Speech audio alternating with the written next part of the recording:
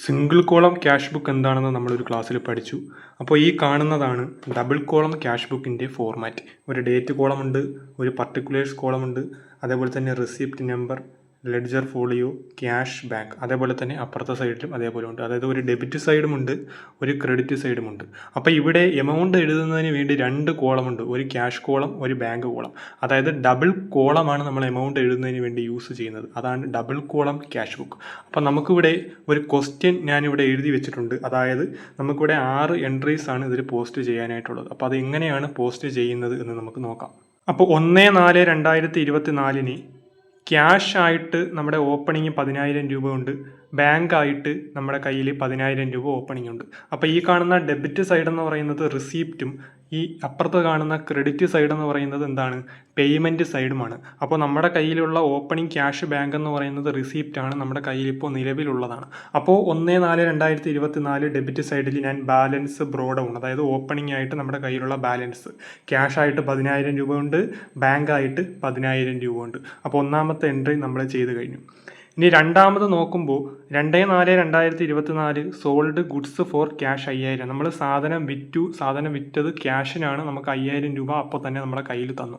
അപ്പോൾ ഒരു റിസീപ്റ്റാണ്, നമുക്ക് ഇൻകം കിട്ടിയതാണ്. അപ്പോൾ ഇതാണ് റിസീപ്റ്റ് സൈഡ്. അപ്പോൾ 2/4/2024 2 എന്ന് ഡേറ്റ് കൊടുത്തു, സെയിൽസ് ആണ് നമ്മൾ ചെയ്തത്, സെയിൽസ് എന്ന് എഴുതുന്നു. അതിനുശേഷം 5,000 രൂപയാണ് നമുക്ക് കിട്ടിയത്, ക്യാഷ് ആയിട്ടാണ് കിട്ടിയത്. സോ ക്യാഷിൻ്റെ കോളത്തിൽ 5,000 രൂപ കാണിച്ചു. അപ്പോൾ അത് നമ്മൾ പോസ്റ്റ് ചെയ്തു. Next 3/4/2024 purchase goods by cheque 5,000. അതായത് നമ്മൾ സാധനം പർച്ചേസ് ചെയ്തു, പക്ഷെ നമ്മൾ പൈസ കൊടുത്തില്ല, ചെക്കാണ് കൊടുത്തത്. അപ്പോൾ ഇവിടെ പർച്ചേസ് ആണ്, അതായത് പേയ്മെൻറ്റ് എൻട്രിയാണ് നടന്നിരിക്കുന്നത്. അപ്പം 3/4/2024 ഇവിടെ പേയ്മെൻറ്റ് സൈഡ് ക്രെഡിറ്റ് സൈഡാണ്. പേയ്മെൻറ്റ് സൈഡിൽ 3 ഡേറ്റ് ഇട്ടു. പർച്ചേസ് ആണ് നമ്മൾ ചെയ്തത്, ഗുഡ്സ് ആണ് പർച്ചേസ് ചെയ്തത്, അതുകൊണ്ട് പർച്ചേസ് എന്ന് കാണിച്ചു.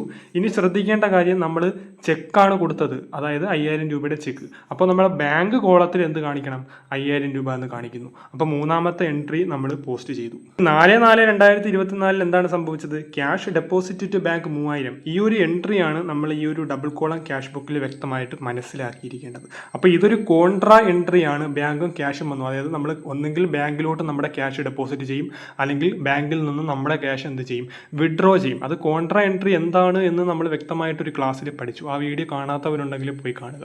അപ്പോൾ ഇത് എങ്ങനെയാണ് പോസ്റ്റ് ചെയ്യുന്നത്, 4/4/2024 ക്യാഷ് ഡെപ്പോസിറ്റ് ടു ബാങ്ക് 3,000 രൂപ നമ്മുടെ കയ്യിലിരുന്ന പൈസയാണ് ബാങ്കിൽ കൊണ്ടിട്ടത്. അതായത് നമ്മുടെ കയ്യിലിരുന്ന പൈസ പോയി, പുറത്തോട്ട് പോയി, ബാങ്കിലോട്ട് പോയി. അപ്പോൾ ഇതൊരു പേയ്മെൻ്റ് ആയിട്ട് നമ്മൾ കാണിക്കണം, റിസീപ്റ്റ് ആയിട്ടും കാണിക്കണം. പേയ്മെൻ്റ് ആയിട്ട് കാണിക്കുമ്പോൾ നമ്മുടെ കയ്യിലിരുന്ന പൈസ പോയി എന്ന് കാണിക്കണം. റിസീപ്റ്റ് ആയിട്ട് കാണിക്കുമ്പോൾ നമ്മുടെ പൈസ നമ്മുടെ ബാങ്കിൽ വന്നു എന്ന് കാണിക്കണം, പോയതായിട്ടും വന്നതായിട്ടും കാണിക്കണം.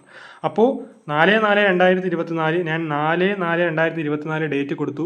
പേയ്മെൻ്റ് ആയിട്ടാണ് നമ്മൾ കാണിക്കുന്നത്. പേയ്മെൻ്റ് ആയിട്ട് നമ്മൾ പൈസ പോയതാണ്, ക്യാഷ് ആയിട്ടാണ് പൈസ പോയത്.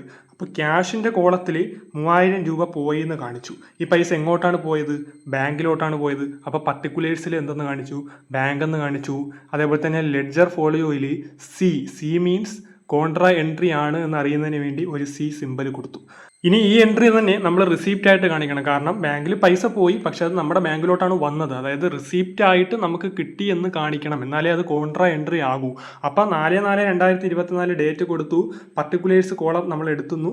അപ്പോൾ ഇവിടെ റിസീപ്റ്റ് ആയിട്ട് നമ്മുടെ ബാങ്കിൽ എന്ത് വന്നു, 3,000 രൂപ വന്നതായിട്ട് കാണിക്കണം. അപ്പോൾ ബാങ്ക് കോളത്തിൽ 3,000 രൂപ കാണിച്ചു.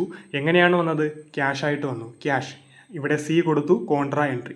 അപ്പോൾ ഇത് രണ്ടും നോക്കുമ്പോൾ നമുക്ക് മനസ്സിലാവും എന്താണ് ചെയ്തിരിക്കുന്നത്. ഇവിടെ ഒരു കോൺട്രാ, ഇവിടെ ഒരു കോൺട്രാ. 4/4/2024 രണ്ടും കാണിച്ചിരിക്കുന്നത്. അതായത് നമ്മൾ എന്ത് ചെയ്തു, 3,000 രൂപ നമ്മുടെ ബാങ്കിൽ കൊണ്ട് ഡെപ്പോസിറ്റ് ചെയ്തു എന്ന് മനസ്സിലാക്കി.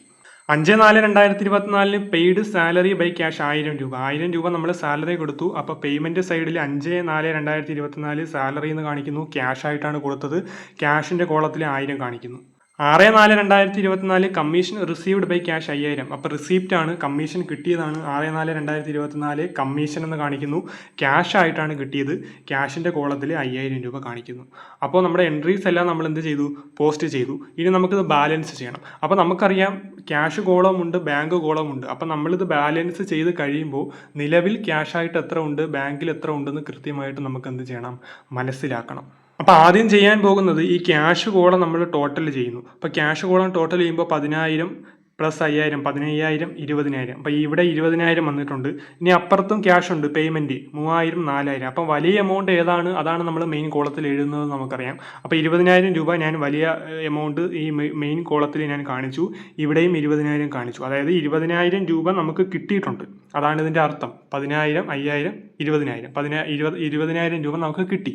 ഇനി പേയ്മെൻറ്റ് നോക്കുമ്പോൾ 3000, 4000 രൂപ ക്യാഷ് നമ്മൾ എന്ത് ചെയ്തിട്ടുണ്ട്, കൊടുത്തിട്ടുണ്ട്. അതായത് ഡെപ്പോസിറ്റ് ചെയ്തത് ഒരു 3000 രൂപ, സാലറി കൊടുത്തത് 1000 രൂപ, അങ്ങനെ 4000 രൂപ നമ്മൾ കൊടുത്തിട്ടുണ്ട്. 20000 രൂപ കിട്ടിയിൽ നിന്നും 4000 രൂപ പോയാൽ ബാക്കി 16000 രൂപയാണ്. ആ 16000 രൂപ ഞാനിവിടെ എന്ത് ചെയ്തു, ക്ലോസ് ചെയ്ത് കാണിച്ചു 16000.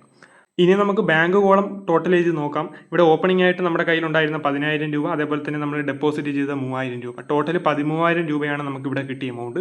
ഇനി പേയ്മെൻറ്റ് സൈഡ് നോക്കുമ്പോൾ ഇവിടെ 5000 രൂപ കാണിക്കുന്നുണ്ട്. അതായത് പർച്ചേസ് ചെയ്ത് നമ്മൾ ചെക്ക് കൊടുത്ത് പർച്ചേസ് ചെയ്ത 5000 രൂപ കാണിക്കുന്നുണ്ട്. അപ്പോൾ 13000 രൂപയാണ് വലിയ എമൗണ്ട്. ആ ഒരു എമൗണ്ട് ഞാൻ ഇവിടെ 13000 എന്ന് മെയിൻ കോളത്തിൽ കാണിച്ചു. 13000ത്തിൽ നിന്നും 5000 കുറയ്ക്കുമ്പോൾ നമുക്ക് ബാലൻസ് എമൗണ്ട്, അതായത് 8000 രൂപ നമ്മൾക്ക് കിട്ടി. ആ 8000 രൂപ ഇവിടെ കാണിച്ചു, ക്ലോസ് ചെയ്തു.